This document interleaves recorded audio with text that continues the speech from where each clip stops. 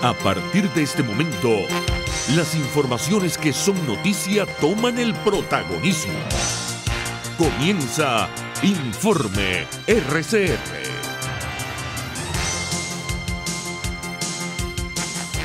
Muy buenos días. Hoy es 13 de febrero de 2019 y esto es Informe RCR que llega a ustedes a nombre de Jaime Nestares en la dirección general de la estación, de Willy Zarcaya en la gerencia de producción, Jackson Vargas en la coordinación de redacción, en la producción del espacio Marilia García, en la dirección técnica César Arteaga y Luis Enrique Delgado. Les saluda Argenis Barreto a nombre de todo el equipo. Y les recuerdo que, aparte de nuestra señal en AM 750, nos puede también sintonizar en HD en Internet, en la cuenta de YouTube rcr.tv. Allí los invito a que se suscriban, nos den un me gusta. Tenemos en un banco de videos, de manera que si usted se pierde un programa, lo puede ver allí en ese banco de videos a la hora que usted lo desee. Ya iniciamos nuestra ronda informativa del día de hoy.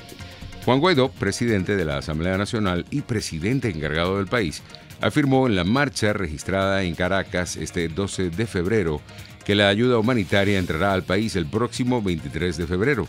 Escuchemos parte de lo que fue su discurso. A un mes de ver todos juntos, tomado juramento hasta lograr el cese de la usurpación, el gobierno de transición y las elecciones libres, en un proceso que ha llevado donativos mientras ellos se roban el dinero o compran misiles con donación del fondo, anunciamos entonces que el 23 de febrero será el día para que ingrese la ayuda humanitaria en Venezuela. Así que desde hoy acompañaremos a todos los sectores, transportistas, enfermeras, médicos, a organizarnos. Por su parte, Hilda Rubí, miembro del Congreso Nacional de Juventudes, expresó su rechazo a la campaña que lleva adelante el gobierno contra estos medicamentos y alimentos que conforman esta ayuda humanitaria que está depositada en Cúcuta, Colombia, esperando ingresar al país.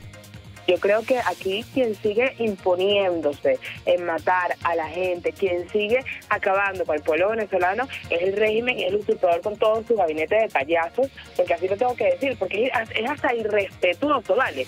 Porque yo que soy médico y veo todos los días la necesidad de nuestra gente, porque no hay insumos médicos, cuando veo en la calle a los niños comer de la basura, cuando veo a los ancianos tirados en las calles porque fueron desprotegidos y que esta gente siga mintiéndole al mundo.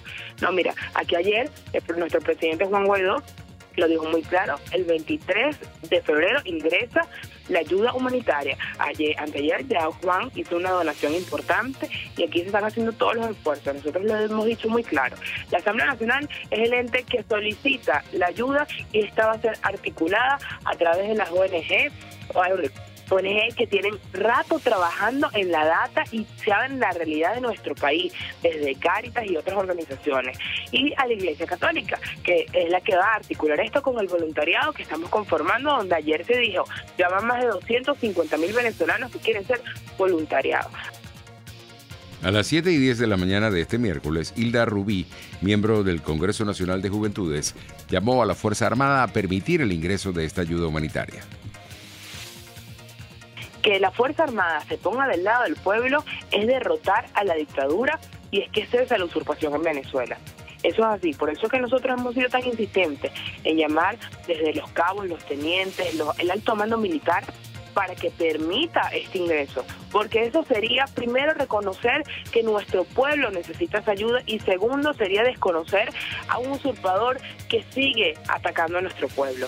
Nosotros lo hemos dicho, estamos buscando siempre la vía constitucional, la vía pacífica y han sido otros quienes quieren imponer a través de, por ejemplo, vimos cómo evitan el ingreso desde hace una semana de estos insumos a Venezuela y vemos cómo buscan maneras desesperadas con los anuncios de Bercy. Es por eso que nosotros hemos dicho que ese sería el primer paso para buscar el cese de la usurpación en realidad. Desconocer a Nicolás Maduro es permitir que ingresen esos medicamentos. Es ponerse del lado del pueblo y es estar del lado correcto de la historia. Mark Green, director de la agencia de asistencia estadounidense USAID, informó que este martes fue realizado otro envío de ayuda humanitaria para los venezolanos. Más ayuda para los venezolanos. USAID está enviando por avión barras energéticas con vitaminas y minerales desde Indonesia para Colombia, publicó Green en Twitter. El funcionario norteamericano agregó que los insumos, que están listos para ser consumidos, alimentarán por más de 10.000 niños en edad escolar. Estarán listas para alimentar a 10.000 niños en edad escolar durante un mes, que están afectados por la crisis que sufre Venezuela, añadió Mark Green, director de la Agencia de Asistencia Estadounidense USAID. Entre tanto, el gobierno de Brasil prorrogó este martes la permanencia de tropas federales en el estado de Roraima, fronterizo con Venezuela, a fin de reforzar la seguridad después de la llegada de miles de venezolanos que huyen de la crisis de su país.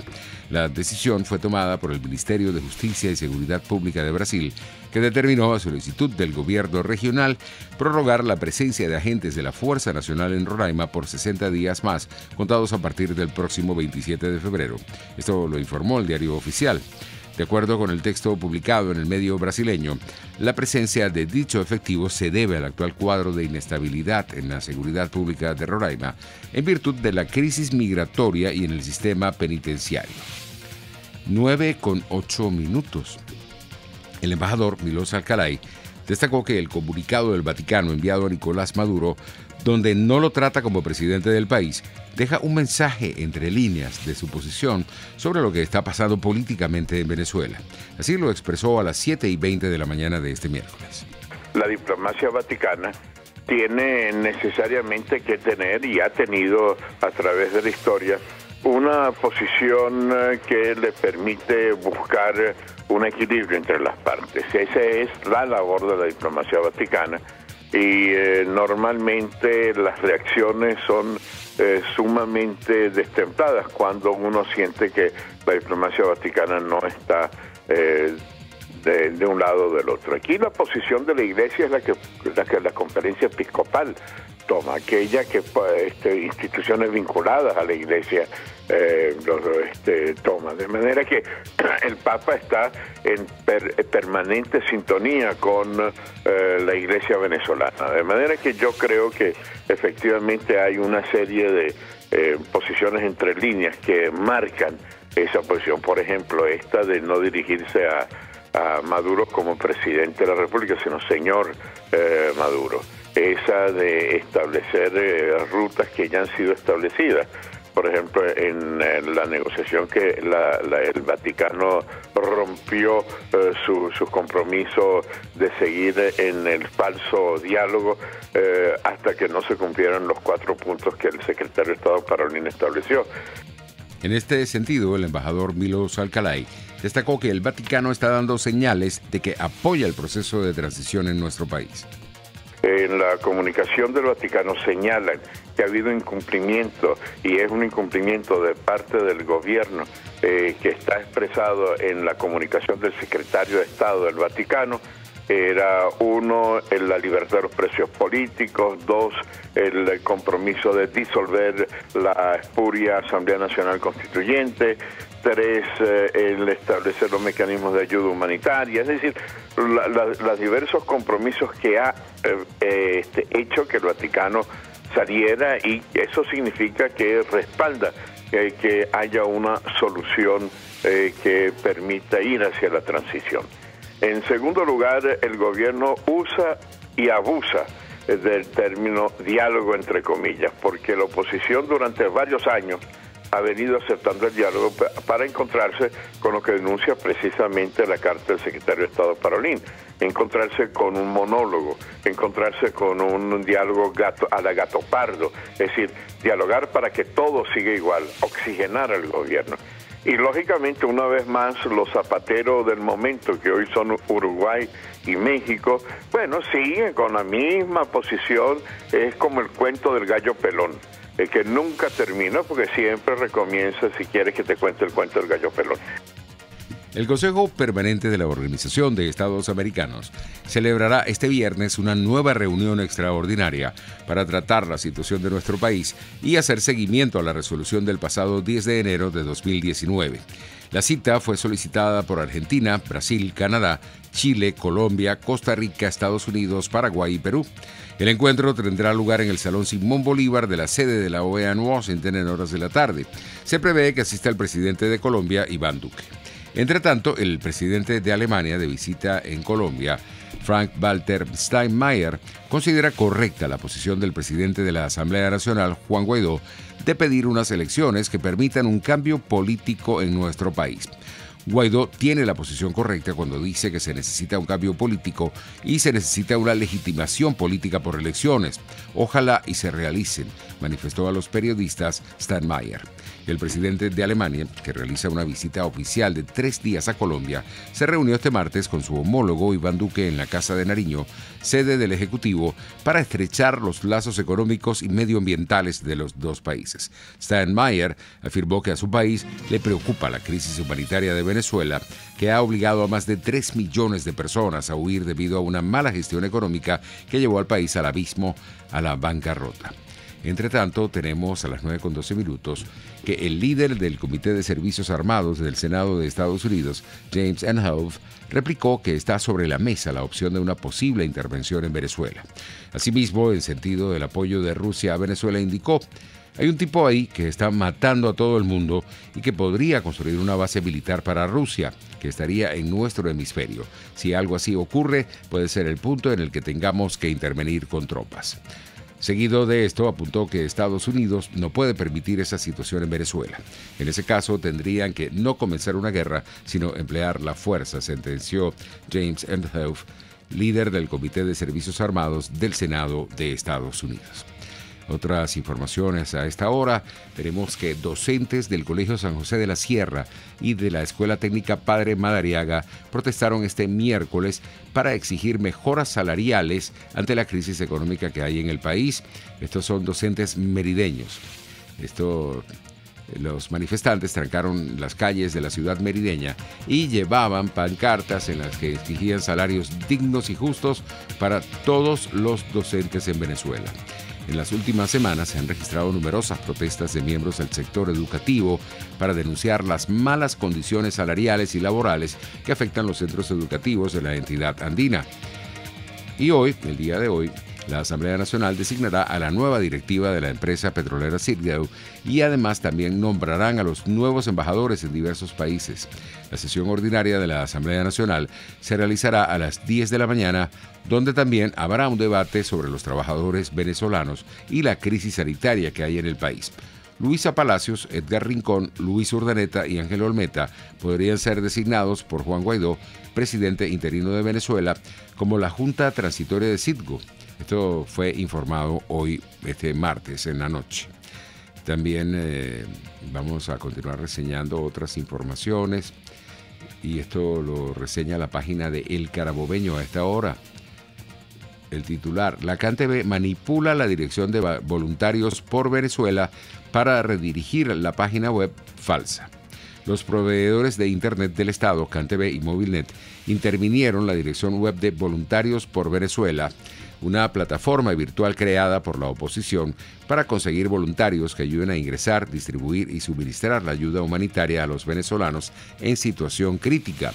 Al ingresar al portal web oficial de Voluntarios por Venezuela, esto es www.voluntarios.venezuela.com, con cualquiera de estos operadores, se redirige automáticamente para ingresar a una página que luce completamente igual, pero posee una dirección distinta: www.voluntariovenezuela.com.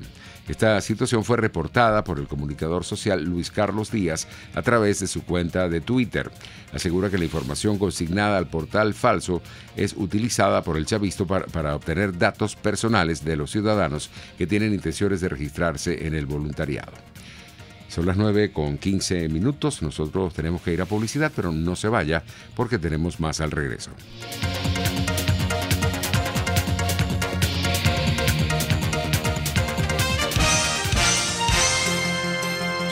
Usted escucha Informe RCR por su 750 AM. Puedes seguirnos en nuestras redes sociales. En Twitter, @RCR750, la radio que se ve. Quiero invitarte al restaurante Tavo La Calda La Lagunita, simplemente porque la vas a pasar muy bien. Los platos de su chef conjugan a la perfección el Mediterráneo con el Caribe, las porciones generosas y el ambiente es cálido y familiar. Comprueba que bien vale la pena en Instagram, @Tavo La Calda La Lagunita, la experiencia gastronómica que siempre querrás repetir.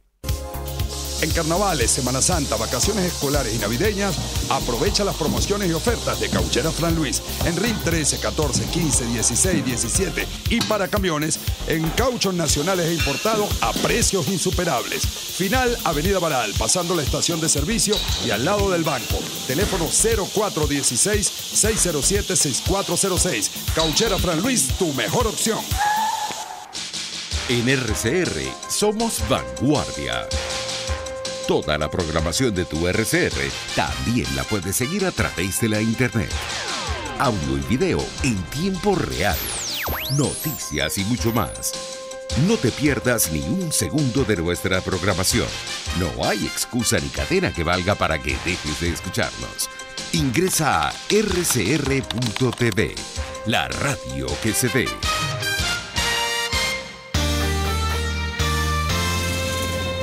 Los temas de actualidad más relevantes son expuestos a la luz de La Linterna.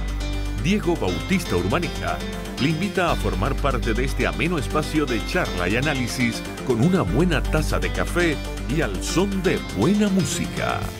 La Linterna, de lunes a viernes, a partir de las 2 de la tarde, por RCR 750 AM. Ellos y que no saben nada. Y así nos va.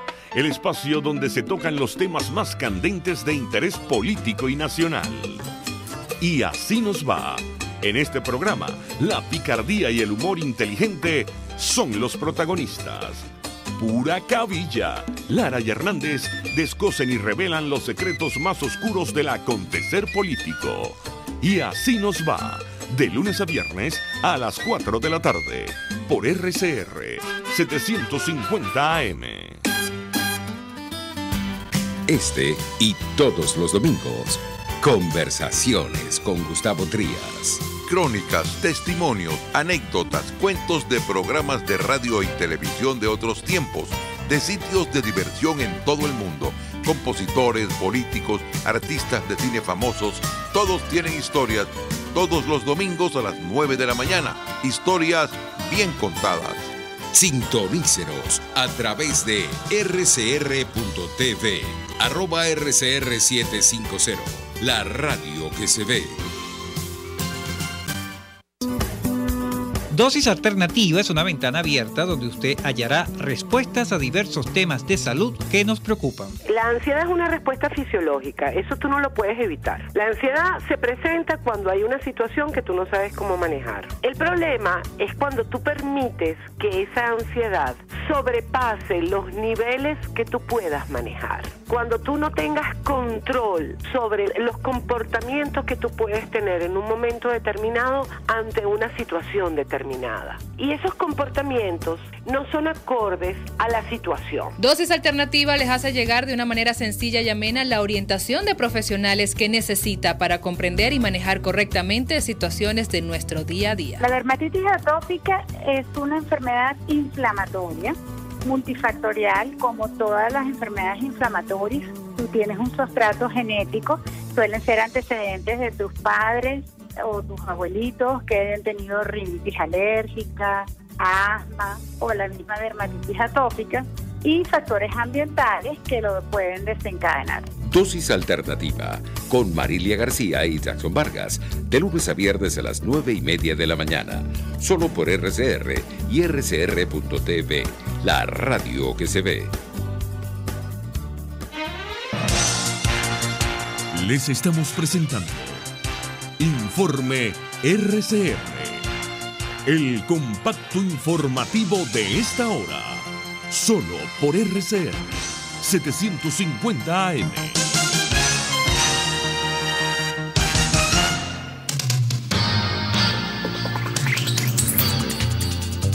Nueve y 21 minutos. Iniciamos nuestro recorrido internacional en Estados Unidos, específicamente en Nueva York, donde un jurado encontró culpable de todos los cargos en su contra al narcotraficante mexicano conocido como el Chapo Guzmán.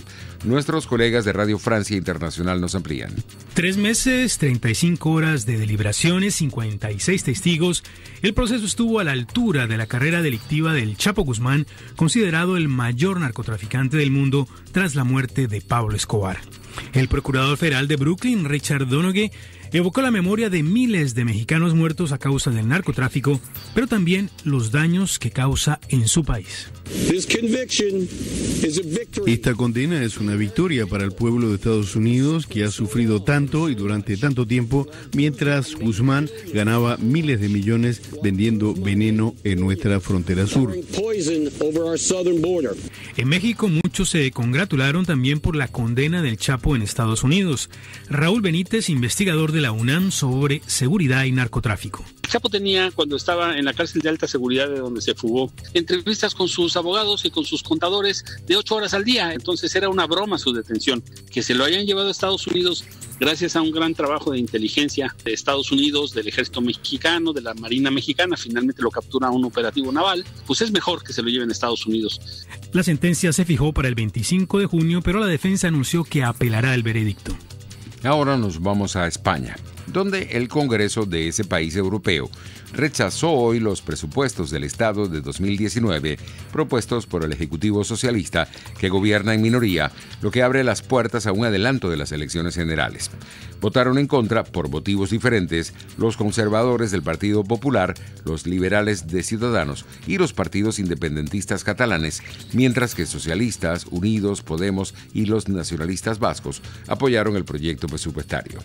9 y 23. En Australia, el primer ministro Scott Morrison anunció este miércoles la reapertura de un polémico campo de retención de migrantes en la isla de la Navidad, endureciendo todavía más su política migratoria tras una derrota en el Parlamento.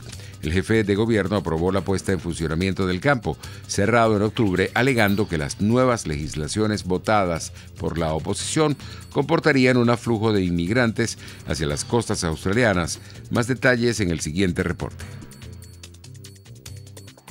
Morrison justificó su decisión apoyándose en la posible llegada de un número importante de migrantes, endureciendo así claramente su política migratoria. El argumento del primer ministro es que las nuevas medidas impulsadas por la oposición de izquierda, destinadas a mejorar las condiciones de acogida, se traducirán automáticamente por un aumento del flujo de migrantes. La derrota del primer ministro ha sido calificada de histórica, ya que Morrison se había implicado fuertemente en la campaña, pero la oposición laborista, aliada para la circunstancia con los independientes, logró torcerle la mano por apenas 75 votos contra 74. Es la primera vez desde 1929 que un gobierno australiano pierde en el Parlamento una importante votación. El jefe de gobierno lanzó el lunes pasado su campaña para las legislativas, prometiendo proteger a los australianos contra el mal, apostando así claramente por el tema securitario como eje de campaña. 9 y 25. El último presidente de la Unión Soviética, Mikhail Gorbachev, llamó a Estados Unidos a reanudar un diálogo serio con Rusia sobre el problema de las armas nucleares y alertó contra las peligrosas tendencias destructivas en la política mundial. Tras constatar prácticamente la ruptura de la comunicación entre Moscú y Washington, el ex líder soviético se dirigió en particular a los congresistas estadounidenses para pedirles dejar de lado sus rencillas partidistas para facilitar un diálogo serio entre ambos países. Agregó que en ello ve una manifestación más de las peligrosas tendencias destructivas en la política mundial. Gorbachev apuntó que detrás de la decisión de Washington de abandonar el INF se encuentra el afán de Estados Unidos de liberarse de toda restricción en el ámbito de los armamentos y de lograr la supremacía militar absoluta. Tras subrayar que en el mundo de hoy ese objetivo es inalcanzable, el octogenario político señaló que el resultado del actual giro destructivo será totalmente distinto. conflicto, desestabilización de la situación estratégica, una nueva carrera armamentista e impredecibilidad de la política mundial. El ex líder soviético insistió en que la clave para solucionar los problemas de seguridad no se encuentra en las armas, sino en la política. 9:26, así estamos llegando al final. Los invitamos a continuar con nosotros. Ya vienen Marilia García y Jackson Vargas con Dosis Alternativa. Será hasta mañana.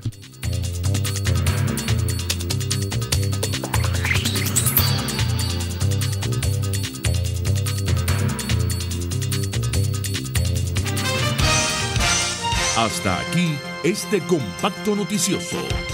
Manténgase en nuestra sintonía, porque estaremos informándole de la noticia al momento de producirse. RCR 750 AM.